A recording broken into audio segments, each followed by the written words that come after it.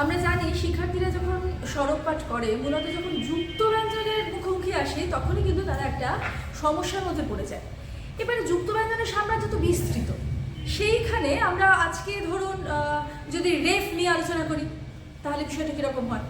রেফ যুক্ত শব্দ, রেফ যুক্ত শব্দের ক্ষেত্রে আমি অন্তত যেটা করে থাকি সেটা একটু আপনাদের সাথে আলোচনা করি।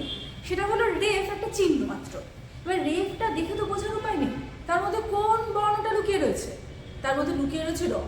তাই কি করি, রেফের ঠিক বাঁ দিকে আমি রটাকে লিখে দিই। এবার প্রশ্ন হচ্ছে বাঁ দিকে কেন লিখি, কেন ডান দিকে লিখি না?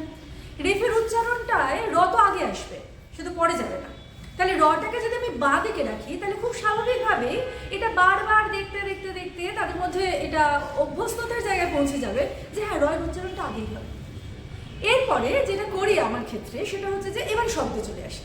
ধরুন বেশ কিছু শব্দ সংগ্রহ করলাম, হতে পারে সেটা দর্পণ, অর্ক, সূর্য। এবারে সেই বর্ণগুলোকে সেখানে বিশ্লেষণ করা হয়। কিভাবে বিশ্লেষণ করি, পুরোটা কিন্তু নয়।